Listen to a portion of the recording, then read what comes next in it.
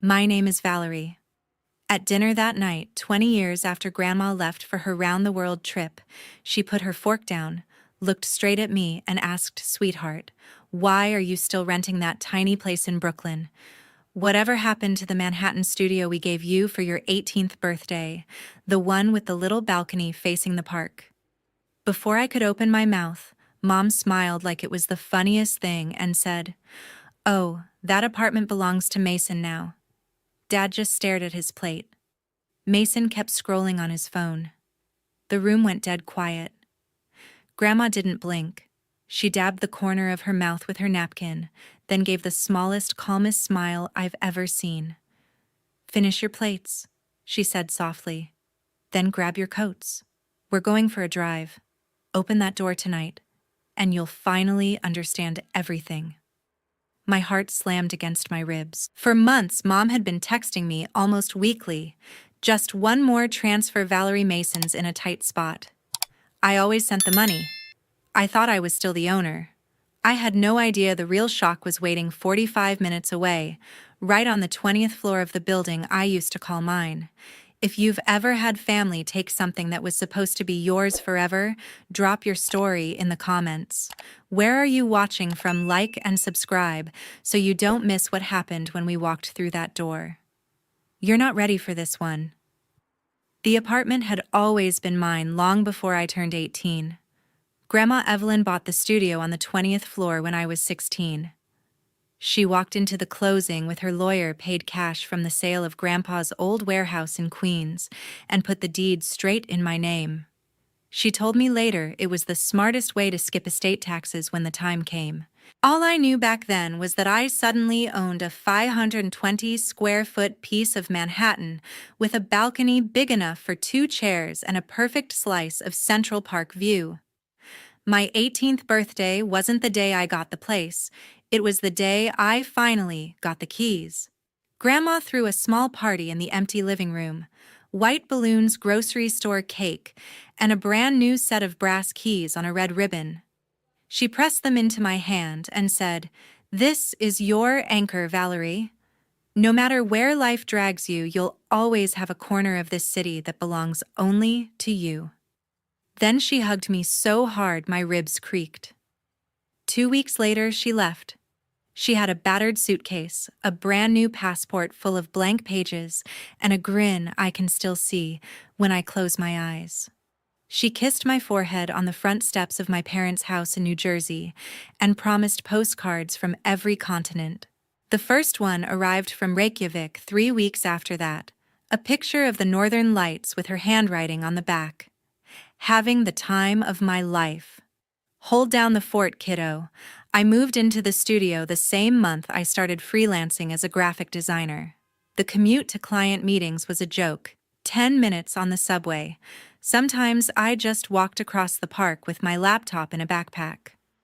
I bought a secondhand desk that fit perfectly under the window, hung string lights along the brick wall, and filled the shelves with every design book I could afford. Friends crashed on the pull-out sofa when they needed a night away from dorms or bad roommates. I felt like the luckiest 18-year-old on the planet. The place was tiny, sure. The kitchen barely held a fridge and a 2-burner stove.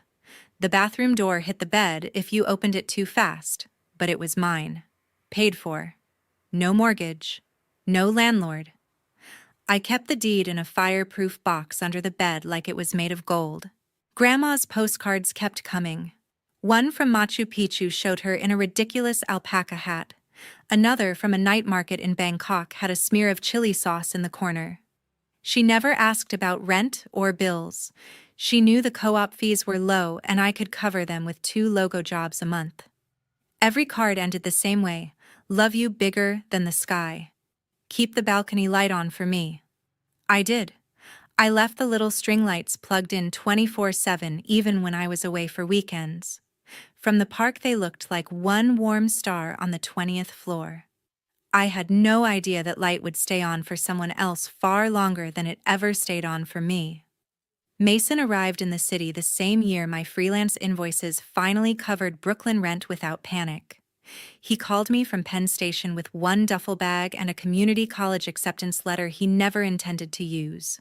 Sis dorms are insane money, he said, voice full of that little brother charm he'd perfected since we were kids, sharing the backyard swing set. Just let me crash at the studio for the first semester. I'll be out before you notice. I still remembered him at 6 years old following me everywhere, like a shadow begging me to teach him how to draw superheroes on the driveway with sidewalk chalk. I'd promised Mom the day he was born that I'd always watch out for him. Saying yes felt like keeping that promise. 3 months, I told him. Then you figure out campus housing. He moved in that weekend. Air mattress on the floor, Xbox hooked to my TV, protein shake mixes taking over the tiny fridge. I gave him a spare key and showed him how to work the finicky building laundry in the basement. He hugged me so hard my feet left the ground and swore he'd keep the place spotless. The first few weekends everything looked normal. I'd subway over from Brooklyn on Saturdays, strip the sheets for Airbnb guests, restock the mini soaps, and find his stuff neatly stacked in one corner. He even left 20s on the counter sometimes with a sticky note. Gas money, thanks Val. Then the note stopped. Classes turned into online, only then into nothing at all. The air mattress became a real bed delivered one afternoon while I was at a client pitch in Soho. His gaming setup grew 3 monitors and a glowing keyboard that lit up the brick wall like a nightclub. Friends I'd never met started sleeping on the pull-out sofa on weeknights. I still came by most Sundays to flip the apartment for the next booking. The doorman waved like always, the elevator still smelled like lemon polish, and the balcony light stayed on. Mason would be sprawled on the couch in sweatpants shouting at football games on the TV, waving when I walked in. "Hey, you're the best sister ever," he'd say, barely looking up. I believed him. My own work exploded that year. Branding gigs, late nights in Brooklyn coffee shops, invoices finally hitting 4 figures. Driving into the city every weekend to clean started feeling like a chore, but the extra $300 a booking helped pay for better software and a new drawing tablet. I told myself it was temporary. Mason's friends multiplied. Empty beer cans appeared in the recycling. The fridge filled with takeout boxes instead of the groceries I used to leave. Once I found a girl's glittery heel under the bed while vacuuming and just laughed it off. College phase, right? Mom called every couple of weeks asking how her baby boy was settling in. I'd say fine, he's keeping the place tidy enough. She'd laugh and tell me I was such a good big sister. Dad never asked questions. He just sent random Venmos labeled pizza money for the kids. I kept the Airbnb listings active because the cash flow smoothed out slow months. Guests left 5-star reviews about the view and the cozy vibe. They never mentioned the Xbox controllers or the faint smell of weed that started lingering no matter how many candles I burned. Mason changed the Wi-Fi password once and forgot to tell me until a guest complained. Another time, the super texted about noise complaints at 2 in the morning. I handled it all from Brooklyn, wired him extra for utilities, and reminded myself only a few more months. He never left. By the time I realized the 3-month deal had quietly turned into 3 years, the apartment didn't feel like mine on the weekends anymore. It felt like I was the one visiting. One Saturday night, I drove over the bridge into Manhattan to get the studio ready for a week-long corporate booking. I let myself in with the spare key the doorman keeps for me and stopped dead in the doorway. My winter coats were gone from the hall closet. The built-in shelves that used to hold my old portfolios and design awards now displayed Mason's sneaker collection in neat rows. The drawer where I kept spare linens was stuffed with his hoodies instead. He shuffled out of the bathroom in boxers, rubbing his eyes. "Oh hey, Mom said it was cool to use the extra space." I opened the bedroom closet. Empty. Not one hanger with my clothes. Just his jeans and jerseys taking up every inch. "Where's my stuff? Mom came by last month and boxed it up," he mumbled. "Said you never wear any of it anymore and I needed room for my gear." I stood there staring at the bare rod where my dresses used to hang. Something cold settled in my stomach, but I swallowed it. He was still my little brother. That same week, the texts from Mom started. Mason lost his part-time gig. Can you spot him? $800 till next paycheck. Mason's car got towed, $450 to get it out pretty. Please, Mason's phone bill is overdue. They're shutting it off just this once. Every time I asked why he couldn't cover it himself, the answer was the same bad beats on a couple games. He'd pay me back double when the bets hit. I transferred the money because Mom always ended the messages with, "He's really trying, honey. Don't give up on him." I still believed I owned the apartment, so I told myself I was protecting my own asset by keeping the utilities on and the fridge stocked. I kept sending the money. Then the co-op statement started landing in my old Gmail, the one I'd given the management office years ago. Maintenance fees had jumped from $400 to almost $1,100 a month. Special assessments for a new roof, new elevators, new lobby marble. I forwarded the PDFs to Mom. "Don't worry about those," she wrote back within minutes. "I'll handle it with the board. You're so busy with work." I let it go. Deadlines were crushing me. 3 startups needed full brand packages at once. Easier to let her deal with building drama. Another Saturday, another cleaning trip. The fridge held nothing but energy drinks and half-eaten wings. My coffee maker was gone, replaced by a glowing red betting terminal plugged into the wall outlet screen, frozen on a parlay that apparently hadn't hit. Mason was asleep on the couch phone, still in his hand. DraftKings opened to a minus $12,000 balance. I took photos of the mess for the first time, sent them to Mom. Her reply came fast. "He's going through a rough patch. Delete those." You know how judgmental people can be. I deleted them. Winter rolled in. I wired another $2,000 when Mom said the heat got shut off for non-payment. Spring came another $1,500 because Mason's almost got a system that works. Every transfer hurt a little more, but I still had the deed in my fireproof box back in Brooklyn. Paper doesn't lie. One August morning, the management office called me directly, something they'd never done. They needed signature on a refinancing package or the account would go delinquent. I told them I hadn't applied for any refinance. The woman on the line sounded confused. "But Mr. Brooks submitted everything last month. We just need the co-owner to sign." My mouth went dry. "There is no co-owner. Send me the documents." She promised to email them. Nothing ever arrived. I called Mom instead.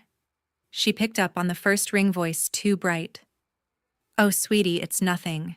Mason just needed a little loan against the equity. Your dad co-signed. We'll pay it off in no time." Equity. What equity? The apartment had always been free and clear.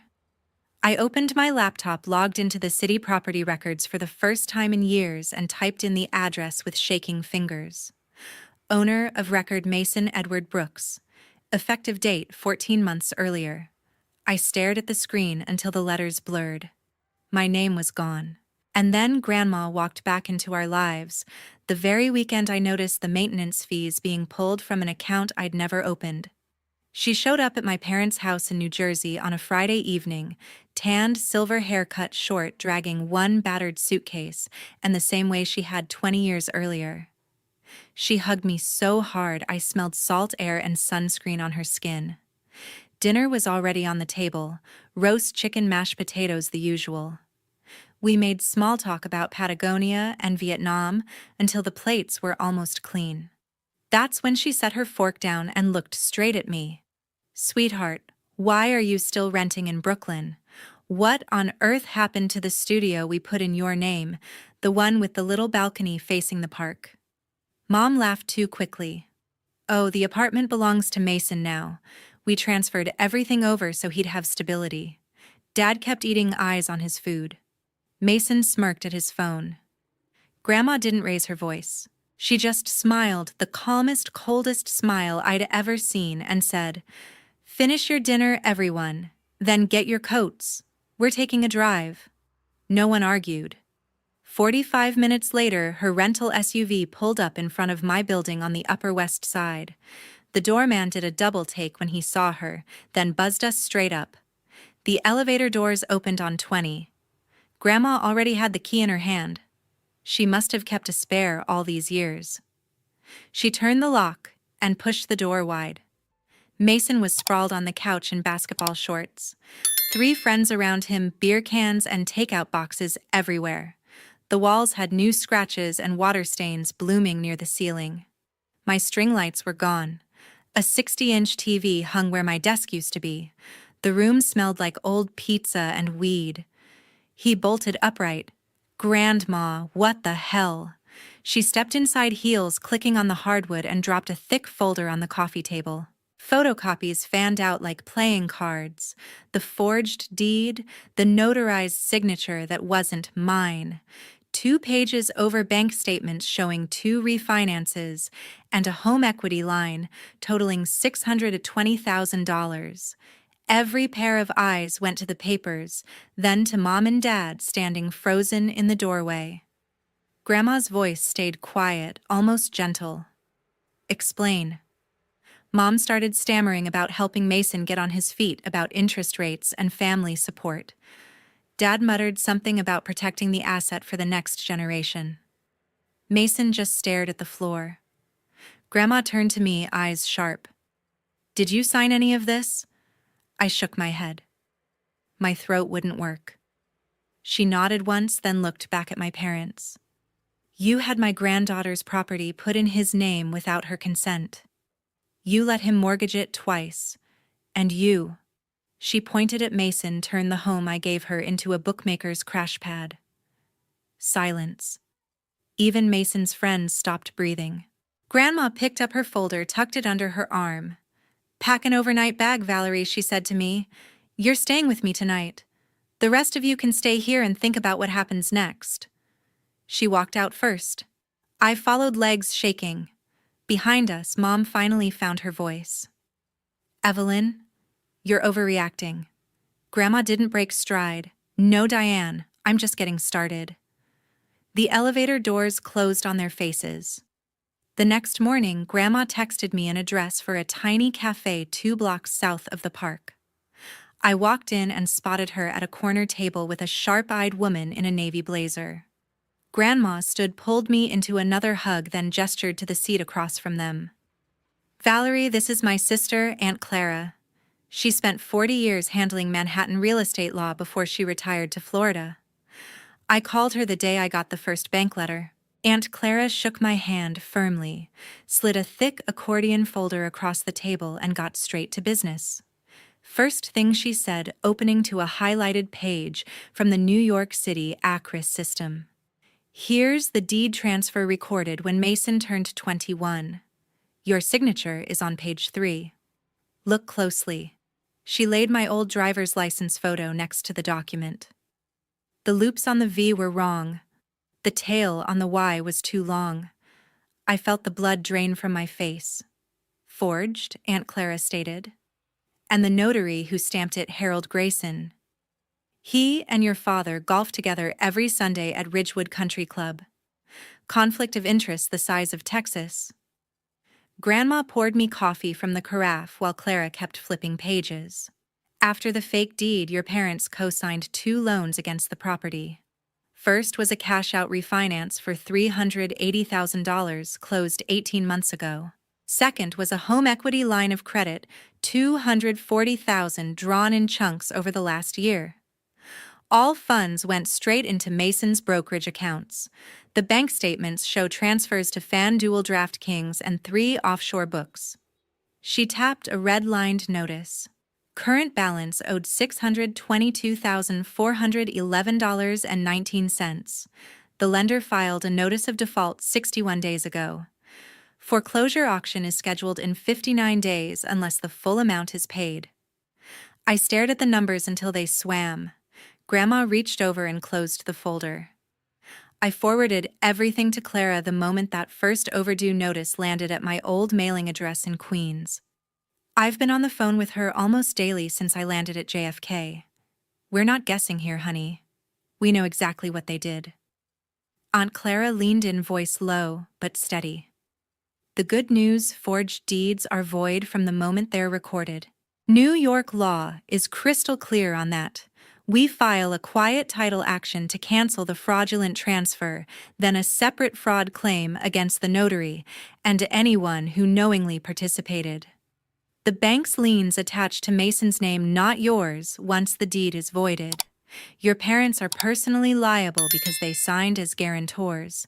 She pulled out a legal pad already covered in neat handwriting. I've drafted the complaints. We can file electronically Monday morning. Discovery will force them to turn over every bank record, every text message, every Venmo. They'll drown in paper before they ever see a courtroom. Grandma squeezed my hand. I kept every original document in a safe deposit box in Zurich. The 2005 deed with only your name, the gift letter, the closing statement showing cash purchase. Nothing they filed can stand against that. I finally found my voice. How much will all this cost? Clara waved it off. Pro bono for family. I never liked Diane's enabling anyway. Consider it my welcome home gift to my favorite niece. Grandma smiled for the first time since the night before. We're taking your home back, Valerie, and we're doing it the right way through the courts, so no one can ever touch it again. I looked out the cafe window at joggers circling the reservoir, steam rising from my untouched coffee. For the first time in years, the knot in my chest started to loosen. I hired my own litigation attorney that same week, a shark named Lauren Park, who specialized in real estate fraud. We filed 2 complaints the following Monday in New York County Supreme Court, a quiet title action to void the fraudulent deed, and a separate fraud on deed lawsuit naming Mason, both parents, and the crooked notary as defendants. Aunt Clara stayed on as consulting counsel. Lauren handled the courtroom. The harassment started immediately. Mom left 16 voicemails the first day, voice cracking between tears and rage. You're destroying your brother's future. If you go through with this, we'll lose the house in New Jersey. How can you do this to your own family? Dad sent long texts about blood being thicker than property lines. Mason alternated between begging and threats. I'll pay you back everything once my system hits, I swear. Drop the suit, or you'll never see any of us again. I stopped answering and blocked their numbers one by one. Grandma changed her phone too, just in case. Discovery dragged 11 brutal months. Lauren subpoenaed every bank record, every sports betting statement, every text thread. The paper trail was devastating: screenshots of Mom wiring Mason $30,000 the day after a refinance closed, Dad emailing the notary a scanned copy of my old signature for reference, Mason bragging in group chats about free money from Big Sis's condo.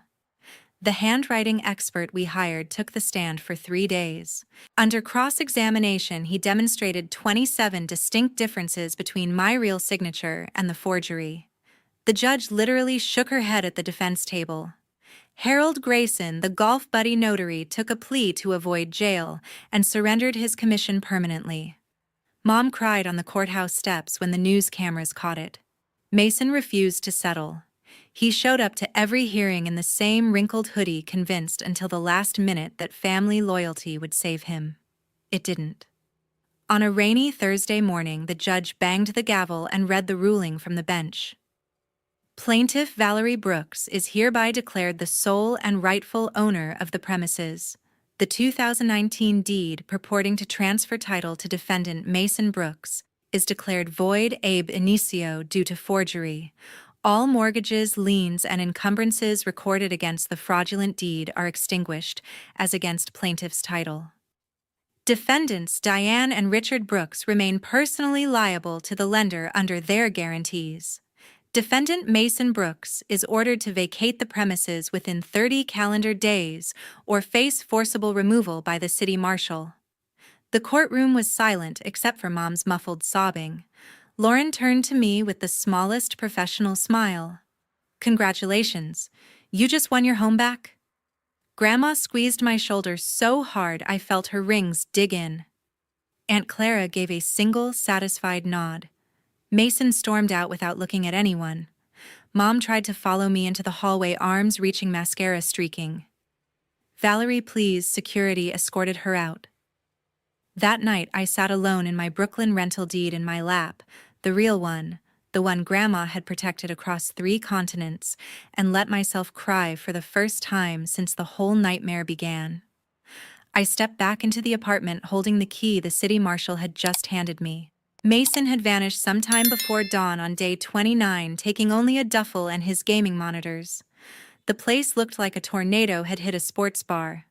Empty bottles, cigarette burns in the hardwood, a cracked flat screen still bolted crookedly to my brick wall.